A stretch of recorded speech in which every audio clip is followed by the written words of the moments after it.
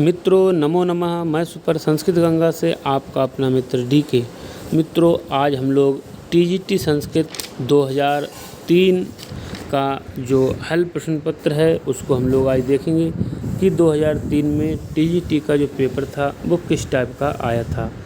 हम लोग TGT संस्कृत का पेपर देख रहे हैं मित्रों। इससे पहले हम लोगों ने 2003 TGT संस्कृत में 50 प्रश्नों को देख लिया था। आज हम उससे आगे देखते हैं।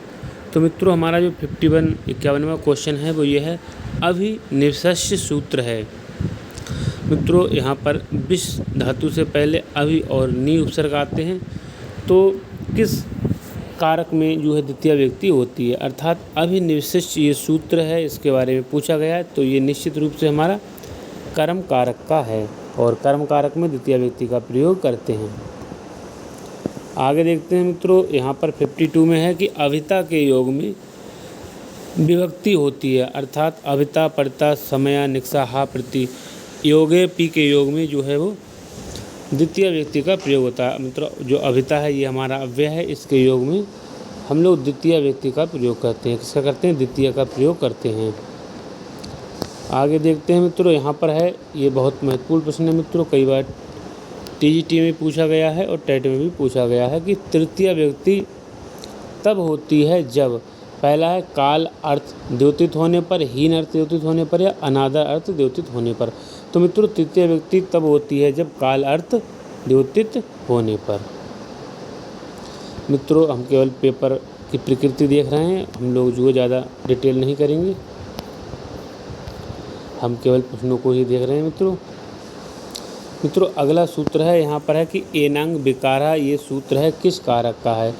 तो मित्रों एनंग विकारा जो हमारा सूत्र है ये करण कारक का है और करण कारक में तृतीय व्यक्ति का प्रयोग करते हैं।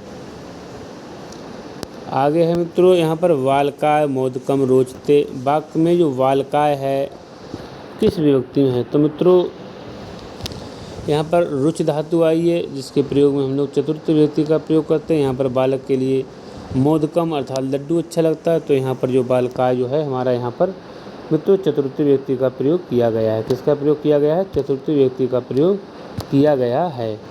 किसमें मित्रों? बालकाय में हमारा यहाँ पर चतुर्थ व्यक्ति का प्रयोग किया गया है। आगे देखते हैं मित्रों, यहाँ पर 56 में है, जब क्रुद्ध तथा द्रुह धातु उपसर्ग सहित हों तो जिसके प्रति क्रोध या द्रोह किया जाता है वह होता है। ये भी मित्रों महत्वपूर्ण प्रश्न है। कराए जब क्रुद्ध तथा द्रुह धातु उपसर्ग सहित हों, यहाँ पर ये नोट करने लायक है मित्रों, जब उपसर्ग सहित हों तो जिसके प्रति क्रोध या द्रोह किया जाता है उसमें क्या होता है? वह होता है। तो मित्रों वो क्या होता है? वो कर्म संज्ञा होता है और कर्म संज्ञा होने पर उसमें हम लोग क्या द्वितीय व्यक्ति का प्रयोग करते हैं। 57 का है, अपादान कारक जो मूलतः प्रयुक्त होता है किस अर्थ में होता है। तो मित्रों जो अपादान होता है वो वियोग के अर्थ में होता है, अर्थात अलग होने के अर्थ में होता है। जैसे पेड़ से पत्ता गिरता है या पेड़ से पत्ते गिरते हैं, तो यहाँ पर जो पत्ते अलग हुए हैं तो उसमें क्या है? अपादान कारक का प्रयोग किया गया है, तो यहाँ पर वृक्षात लगेगा मित्रों। अगला है मित्रों धातुएं कितने प्रकार की होती हैं। तो मित्रों निश्चित रूप से धातुएं 2 प्रकार की होती हैं, सकर्मक अकर्मक और द्विकर्मक धातुएं, अर्थात धातुएं हमारी जो है वो 3 प्रकार की होती हैं। आगे है मित्रों यहाँ पर ये भी नोट करने लायक प्रश्न है, कह रहा है कि आसन्न भविष्य क्या है? आसन्न भविष्य के लिए प्रयुक्त होता है। तो भैया आसन्न भविष्य के लिए हम लोग लिट लकार का प्रयोग करते हैं। किसका? लिट लकार का प्रयोग करते हैं। आगे है मित्रों भू धातु का रूप लोट लकार मध्यम पुरुष एकवचन में हो जाएगा, तो भवतु भवताम भवन्तु भव, यहाँ पर पहला ही ऑप्शन सही है मित्रों।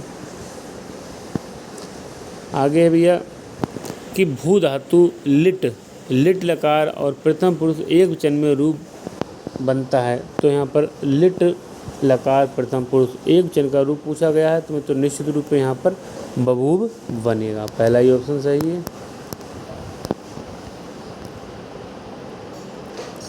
62 का है मित्रों, कह रहा है गम धातु लिट लकार मध्यम पुरुष और बहुवचन में रूप बनता है, तो यहाँ पर 62 का हम लोग देखते हैं। तो मित्रों मध्यम पुरुष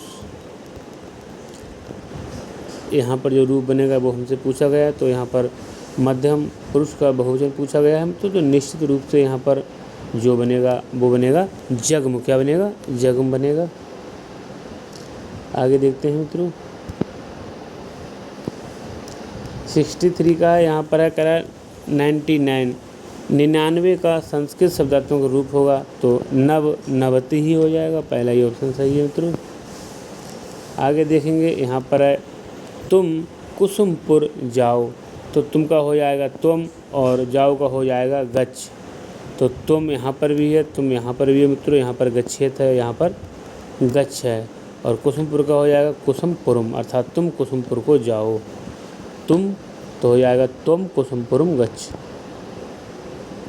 65 का है मित्रों किम करवाड़ी ते माने तुम्हारे लिए, किम मीन्स क्या, करवाड़ी मीन्स कर सकता हूँ, अर्थात यहाँ हम अपने पास से अहम लगा देंगे।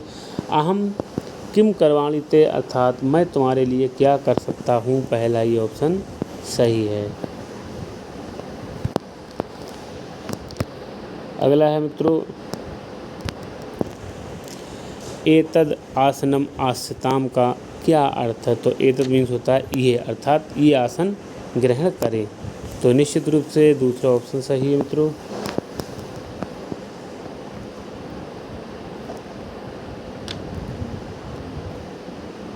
सिक्सटी सेवन का है मित्रों, 67 का है संस्कृत व्याकरण में मूल स्वरों की संख्या है। तो भैया संस्कृत व्याकरण में मूल स्वरों की संख्या है 5। निश्चित रूप से पहला ही ऑप्शन सही है। और हम लोग आगे देखेंगे मित्रों, यहाँ पर है, यहाँ पर पूछा गया मित्रों कि संधि है। भैया संधि क्या है? तो संधि है मित्रों दो वर्णों का मेल है, जबकि समास दो पदों का मेल है। आइए मित्रों आगे और भी देखते हैं हम लोग। मित्रों हम लोग आज भी 25 प्रश्नों को ही देखेंगे। हम प्रत्येक दिन 25 प्रश्नों को ही देखते हैं मित्रों। यहाँ पर है संधि के कारण भैया होता है। संधि के कारण क्या होता है? जब मित्रों हम लोग संधि करते हैं तो कई परिवर्तन होते हैं, जिसमें पहला है लोप भी होता है और लोप भी होता है और हमारा कोई नया वर्ण भी आता है। लोप भी होता है और कोई नया वर्ण भी आता है और दो में से एक का द्वित्व भी होता है, अर्थात उपयुक्त तीनों जो है वो परिवर्तन हमारे होते हैं। निश्चित रूप से चौथा ही ऑप्शन सही है। आगे है मित्रों, यहाँ पर पूछा गया कि स्वर संधि का परिणाम ओ कब होगा। तो मित्रों यदि छोटा आ या बड़े आ के बाद ऊ या दीर्घ ऊ हो तो ओ हो जाता है। पहला ही ऑप्शन सही है मित्रों। यहाँ पर यदि छोटा आ या बड़ा आ के बाद ई या दीर्घ ई आए तो होगा, तो भैया आई, अर्थात निश्चित रूप से हमारा पहला ही ऑप्शन सही, हमारे ए हो जाएगा। आगे देखते हैं मित्रों, यहाँ पर 72 का है हमारा, कह रहा है स्वर संधि में अर होता है। अर कब होता है मित्रों? यदि आ के बाद री आए तो हमारा अर होता है। ये गुण संधि है मित्रों। मित्रों 73 का देखते हैं, यहाँ पर अच संधि कहते हैं। तो भैया अच संधि को हम स्वर संधि कहते हैं या स्वर को अच संधि कहते हैं, जबकि व्यंजन को। मित्रों आगे मात्र प्लस औदार्यम। मित्रों यहाँ पर पूछा गया है मात्र प्लस औदार्यम का जो शुद्ध रूप होगा वो क्या हो जाएगा। मात्र प्लस औदार्यम, तो मित्रों क्या हो जाएगा? मात्र प्लस औदार्यम। यहाँ पर री के बाद औ आया है। क्या आया है मित्रों? री के बाद यहाँ पर हमारा औ आया है, तो निश्चित रूप से हमारा मात्रोदार्यम दूसरा ऑप्शन ठीक हो जाएगा। क्या हो जाएगा मित्रों? हमारा निश्चित रूप से दूसरा ऑप्शन सही है, मातृ प्लस औदार्यम मात्रोदार्यम। तो हमारा बी ऑप्शन सही है। मित्रों आज का हम लोग अंतिम प्रश्न देखते हैं। नायकः का संधि विच्छेद होगा। तो मित्रों नायका है, यहाँ पर नय प्लस अकह नायका हो जाएगा। यहाँ पर मित्रों अय का आय हुआ है, नायका हो गया। तो मित्रों ये थे संस्कृत टीजीटी 2003 का मॉडल प्रश्न पत्र, जो संस्कृत 2003 में आया हुआ था, उसके प्रश्नों को हम लोगों ने देखा। मित्रों नेक्स्ट बचे हुए प्रश्नों को हम अगली वीडियो में लेकर आएंगे। तब तक के लिए नमः संस्कृताय। आपका दिन शुभ।